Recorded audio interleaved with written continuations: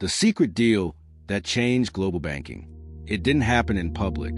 There was no vote, no announcement, no warning. Just a quiet agreement that rewired the world's money. To understand the secret deal that changed global banking, we have to stop looking for a single dramatic moment. Finance rarely transforms through explosions. It transforms through paperwork, through whispered consensus, through rules that feel technical, until they reshape everything we touch. And today, that matters because the banking system we live inside is not natural. It was designed, negotiated, reinforced by decisions made behind closed doors, often in response to fear. The modern world depends on banks staying stable, but stability has a price, and sometimes that price is paid in silence. The first beat of this story begins with a simple problem. Banks are built on trust, but they also run on risk. They lend money they don't physically hold. They borrow short and lend long. They turn deposits into credit and credit into growth. It works beautifully in calm times, but in panic, the same structure becomes fragile.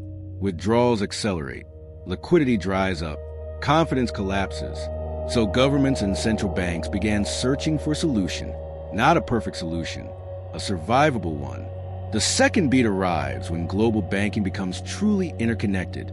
A failure in one country no longer stays local. It spreads through markets, through counterparties, through shared exposures. The world's banks become one nervous system, and one shock can trigger a global spasm. That's when the third beat takes shape. Rules begin to standardize. Banking stops being purely national and starts becoming global. Capital requirements, liquidity buffers, risk weights, stress tests, technical frameworks that sound boring, but decide which banks are allowed to expand and which ones are forced to shrink.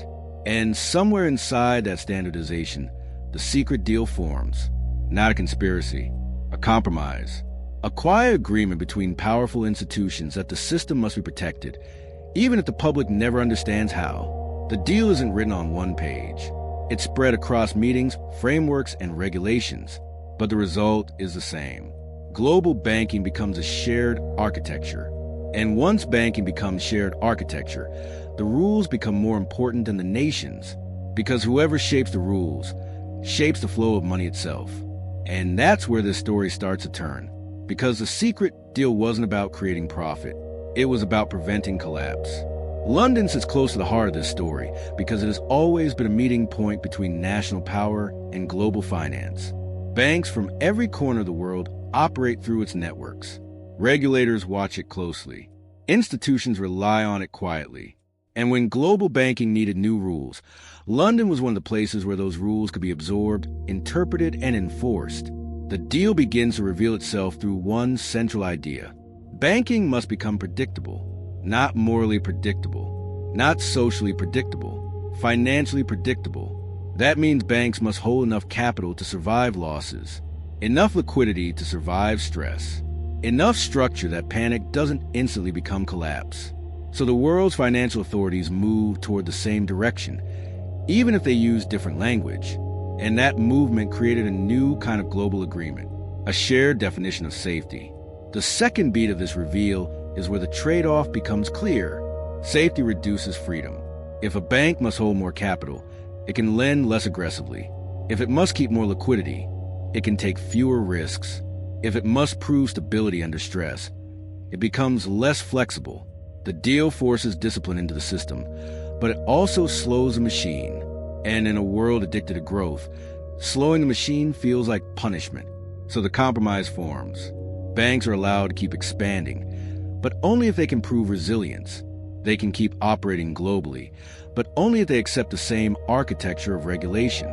They can keep profiting from risk, but only if they buffer themselves against that risk. It sounds reasonable, but here's the deeper twist. Once safety becomes standardized, power concentrates. Because if every bank must follow the same rules, the banks best equipped to follow them gain an advantage. The largest institutions can afford compliance. They can afford capital buffers. They can afford complex reporting. Smaller players struggle. New entrants slow down. Competition narrows. The system becomes safer and more centralized. That's the hidden consequence of the deal.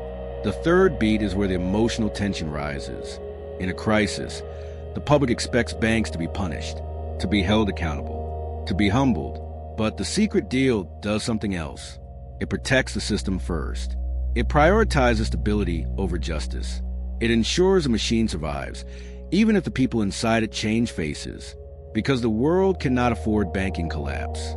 Not anymore. The modern economy is too dependent.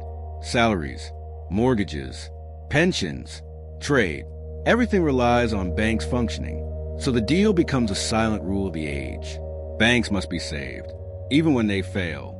And the public rarely sees the full architecture behind that choice. They only see the consequences. Bailouts, interventions, emergency lending, quiet rescues that happen in the background while politicians speak in public. This is where early conflict hardens into something sharper. The deal that changed global banking was meant to prevent panic, but it also created a new kind of expectation. That risk would always be backstopped. And when people believe risk will be backstopped, they take more of it. That is how stability can become the seed of the next crisis, because the machine survives. So everyone keeps pushing it, and that is where the conflict reaches its full shape. Because the secret deal didn't eliminate danger. It reorganized it. It moved risk into places that were harder to see, harder to measure, and harder to explain to the public. The banking system became more resilient on paper, but the world's hunger for leverage didn't disappear.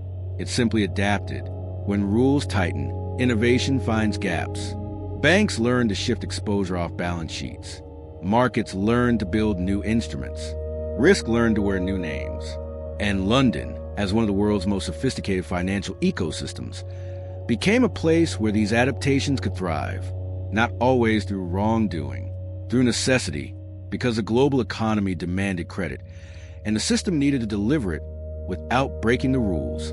So finance began building complexity on top of regulation, new layers, new structures, new channels where risk could move without triggering the same constraints. This is where the story becomes emotionally sharp.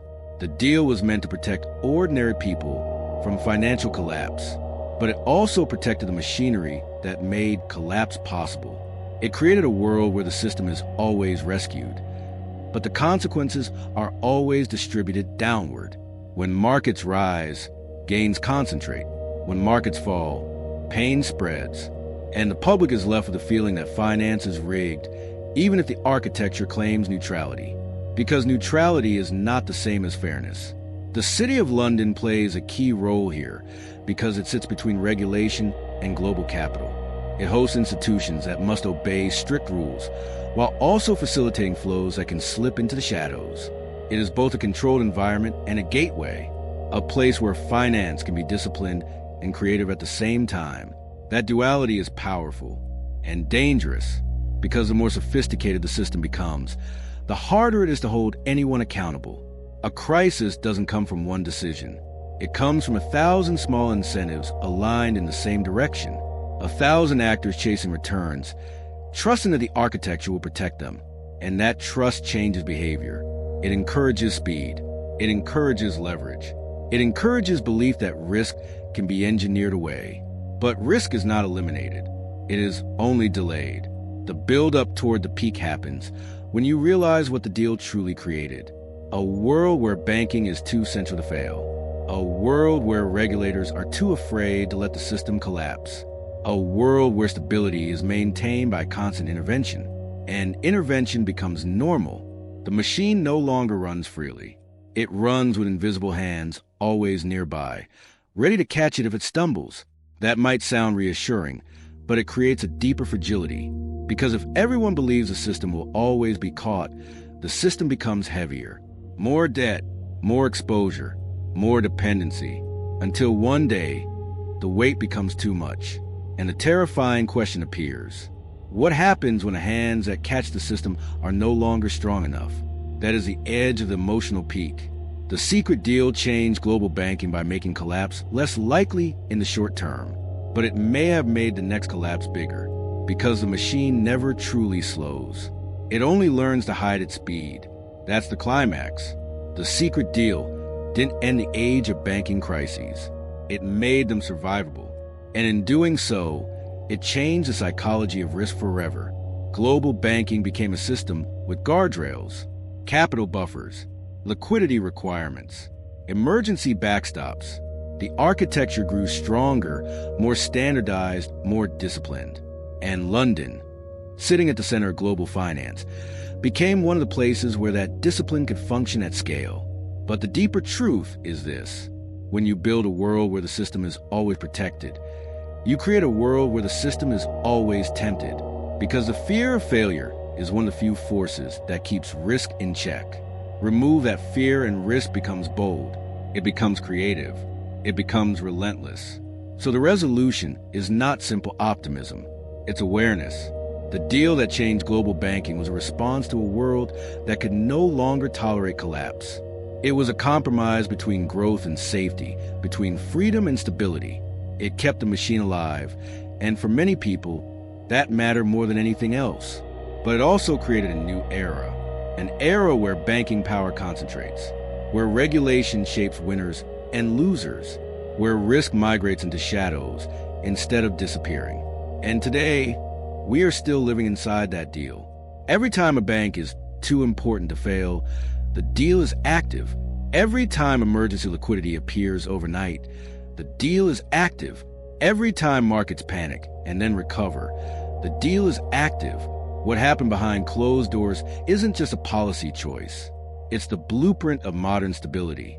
And if you want to understand the next crisis before it arrives, you don't only watch markets, you watch the compromises, the secret